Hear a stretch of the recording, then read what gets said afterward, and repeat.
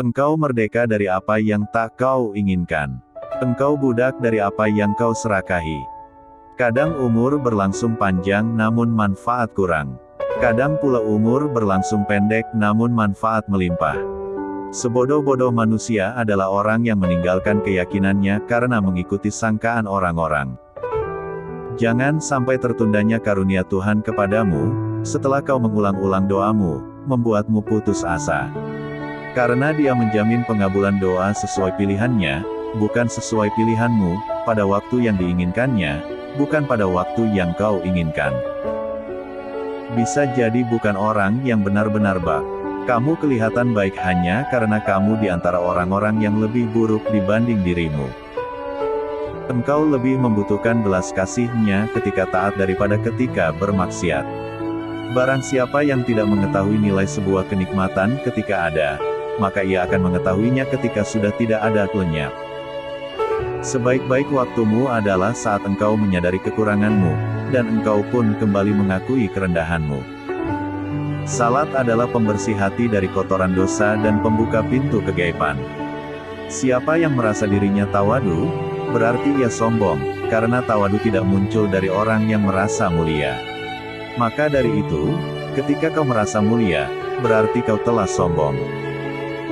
Jika engkau melihat seseorang selalu menjawab segala apa yang ditanyakan kepadanya, mengungkapkan segala apa yang disaksikannya, dan menyebut segala apa yang diketahuinya, maka ketahuilah bahwa itu tanda-tanda kejahilan, kebodohan pada dirinya. Tanamlah dirimu dalam tanah kerendahan, sebab segala sesuatu yang tidak ditanam maka hasilnya tidak akan sempurna. Seseorang tidak disebut mencintai kalau masih meminta sesuatu dari yang dicintai, namun orang-orang yang betul-betul mencintai ialah orang yang mau berkorban untukmu. Maka sesungguhnya orang yang mencintai ialah orang yang memberimu, bukan orang-orang yang minta diberi pemberianmu. Keinginanmu agar orang lain mengetahui keistimewaanmu adalah bukti ketidakjujuranmu dalam menghambakan diri kepada Allah.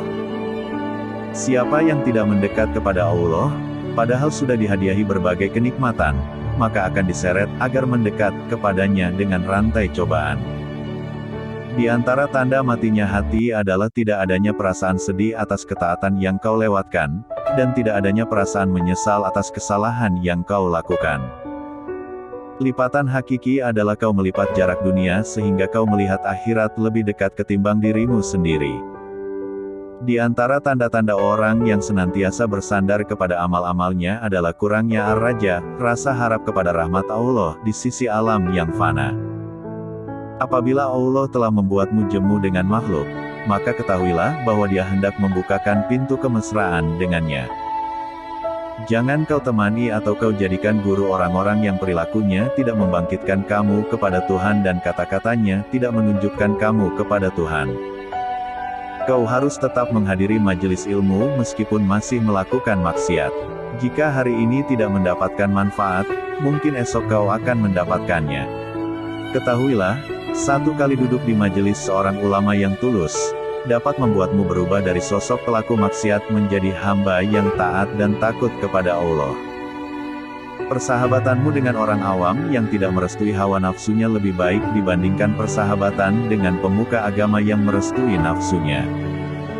Istirahatkan dirimu atau pikiranmu dari kesibukan mengatur kebutuhan duniamu. Sebab, apa yang sudah dijamin diselesaikan oleh selain kamu, tidak usah engkau sibuk memikirkannya. Kau tunduk kepada alam selama belum melihat penciptanya.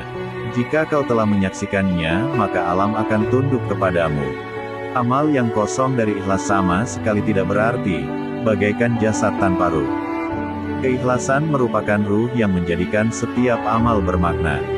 Menunda beramal solih untuk menantikan kesempatan yang lebih lapang termasuk tanda kebodohan jiwa. Kelezatan hawa nafsu yang sudah bersarang di kalbu merupakan penyakit kronis. Jika pagi datang, orang yang lalai akan berpikir apa yang harus dikerjakannya.